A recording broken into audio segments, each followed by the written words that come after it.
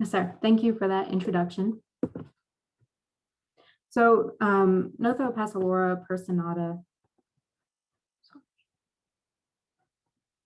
Okay, Nothopassalora Personata is the causal agent of late leaf spot, which is the most devastating foliar fungal disease of peanut in the southeastern U.S. to include South Carolina. I do have this image in the top right-hand corner shows lesions caused by late leaf spot, if you're not familiar with the disease.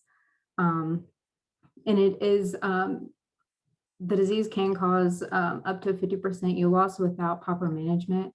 And just to put a picture of that, this middle image is from one of my field plots last year, and we had almost complete defoliation due to late leaf spot.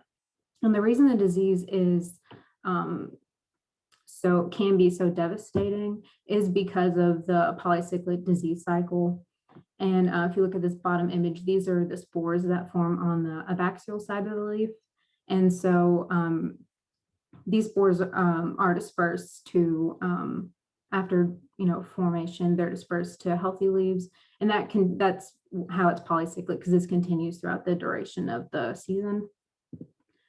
So the Canidia are dispersed by wind and rain events, and they're believed to be dispersed over great distances. However, in the literature, dispersal of only up to 10 meters is documented. So one method for measuring and modeling dispersal patterns is using spore traps and coupled with qPCR. These have been effective in other pathosystems, and not only for measuring dispersal patterns, but also using spore traps and qPCR for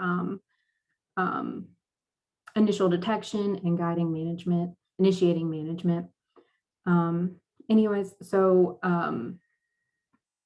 methods as far as like a spore trap has been developed that is effective for capturing in personata, and as well as specific qPCR primers for the fungus have been developed by my previous lab mate, Dr. Ms. Munier. So my hypothesis for this study is that if in-personata inoculum can be dispersed to distances greater than 10 meters, then spore trapping methods will produce positive detections over a range of distances. And our objectives are to quantify the dispersal of in-personata using spore traps positioned from 4 to 70 meters from affected fields, as well as examine the relationship between that data and corresponding weather variables. Moving into the materials and methods.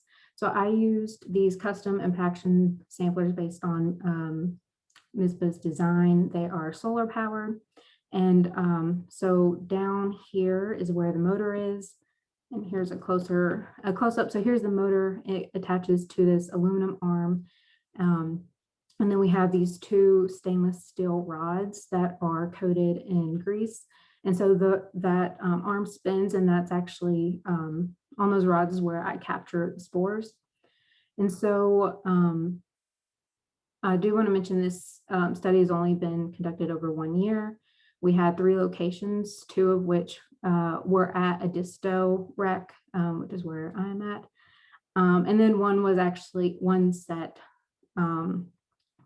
of these was actually at a grower field out in Klein, South Carolina. At each field, there was a total of 5 spore traps, one placed at each distance of 4, 10, 30, 50, and 70 meters. And the duration of collection was from July 31st to October 23rd. So those rods were collected at 48, and 72 hours after the initial detection, and each rod was analyzed separately to serve as a subsample. And then, so the data we collected from those rods was first a binary detection rating, where 0 was absence and 1 was the presence of in-personata, as well as I quantified the number of spores captured, which I'll touch on that in a second. And then, so the fields at Edisto rec that were adjacent to the spore traps were rated for lately spot incidence, severity, and defoliation every 14 days. And then weather data was collected using weather stations, one placed at Edisto rec, and then the closest weather station to the grower field was Barnwell Regional Airport. So once I collected and took those rods back to the lab, I performed a crude DNA extraction and then ran qPCR with those specific primers. And then using the output from qPCR, I was able to quantify spores captured using a standard curve I developed. So here's just an example of what the standard curve looks like if you're not familiar. So on the y-axis is the cycle threshold, which is the output versus log copy number. So when you run a standard curve, you use like known quantities of DNA or spores. So statistical methods, I use linear regression in order to analyze detection and log spore quantities by distance, the relationship between field incidence and capture spore quantities, and weather variables and detection data, and then use nonlinear regression for exponential growth curves. So moving into results, because of time, I'm only going to use the data from the Edisto rec fields. And I do want to mention that most of this data is still preliminary. It is based on only 1 year. And so I'm going to briefly show what we have so far for detection versus distance, spore quantity versus distance, spore quantity versus lately spot incidence in the field, those quantities over time, so the growth curve, and then interactions between weather and detection data. So first we have detection. So on the y-axis, we have the mean detection of personata and trap distance across the x-axis. So the first thing I want to point out is that we did have detection at 70 meters. And so at 10 meters, the traps placed at 10 meters actually had a greater number of detections than 4 meters and so on. However, that's those at 4 and 10 still had greater detections than further distances. Next, looking at the spore quantity, so the number of spores captured on the y-axis, and then spore or distance on the x-axis. So we have the curve. So for D12 and L1, the two Edisto rec fields, the solid line is D12 and the dotted line is for L1. But anyways, we had greater spore quantities captured at 4 and 10 meters than those placed at further distances, which makes sense. That's what you would expect to see. And then, so for spore quantity and field incidence, for this model, I only use data from traps placed at 4 and 10 meters. So on the y-axis, we have spore quantity again. And the x-axis, we have lately spot incidence in the field. And so basically what we're seeing here is that as incidence increases in the field, we're seeing an increase in spore quantities captured, which is what you would expect to see since, you know, the inoculum source is increasing. So we ended up seeing that we were capturing more as well. So here we have an exponential growth curve. This is just for D12. I have models for the other fields, but I'm only including this one for time. So we have spore quantities on the y-axis and then days after planting on the x-axis. So we did see exponential growth, and these days after planting do correlate with around the time of the first detection and harvest.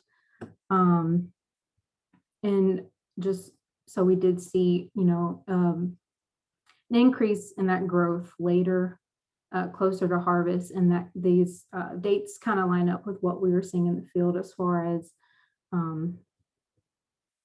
when we saw an increase in incidence.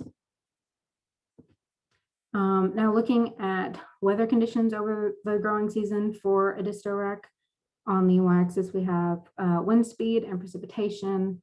On the y2, we have relative humidity and temperature with dates along the x-axis.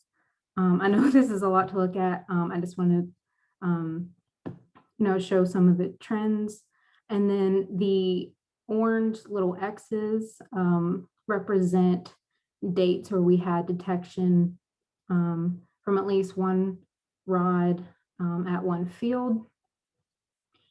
I don't have a whole lot for weather right now, but preliminarily, we do see that there are there is a relationship between log spore quantity and just detection with air temperature, wind speed, relative humidity, and then hours within certain temperature ranges. Some limitations to working with spore traps was I did have some issues with the motor stopping, though I did account for that in the data. Either just getting the charge right, or we are in a very sandy area, so sometimes the spore traps would just like fall over. Another limitation is wind direction, and one for example, in one field, I know the traps were positioned at the northeast corner of the field. So, do we lose some detection because the wind was, blowing in the opposite direction? And then also we ran into, our one grower field wasn't super close to a weather station. So we're hopefully making up for that this year. So in conclusion, despite the limitations, the spore traps and detection methods were effective, in my opinion. What our data matched what we were seeing in the field. We didn't have just, random numbers. Inoculum was detected up to 70 meters from the field, and we did see greater quantities captured at closer to the field, which is what you would expect to see. And we did see an increase in spores captured as the inoculum in the field increased. And there were some preliminary relationships between weather variables and those detection variables. Moving forward, I'm going to continue trying to fit different models to the weather parameters. And we are repeating this study this year. We have 2 fields at Edisto and then a grower field in Blackville, South Carolina. And then we're using the same distances. We have considered looking at longer distances, but because the disease is endemic around here, it's hard to keep up with where the source is coming, where the source of the inoculum if we went too far out. At this time, I'd like to thank my advisor, Dr. Dan Anko, committee member, Dr. Kendall Kirk. A special thank you to Ben Fogel for helping me build all those spore traps, and to Dr. Misbah Munir for his help, and then Peanut Lab, Justin Ayers, and Trevor Zorn, as well as the South Carolina Peanut Board and USDA NEPA. At this time, are there any questions, if we have time? Thank you for that, Hope. Thank you for the presentation. You must have struck a nerve because the questions came in, and we'll get to as many as we can with the time we have remaining. The first is from Abraham Fulmer. Many grower fields in the Southeast are only separated by 50 to 70 meters. What are the implications of your data on the usefulness of a crop rotation between fields of such close proximity? So, okay, the question was asking about, so most fields are only separated by 50 to 70 meters. What are the implications of the data on the usefulness of crop rotation between fields of such close proximity? It's a great question.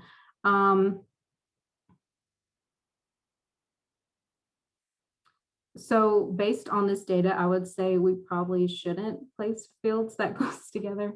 If there is lately spot is prevalent in that area. And then also thinking about volunteer populations that would serve as initial inoculum in following years, or primary inoculum in following years.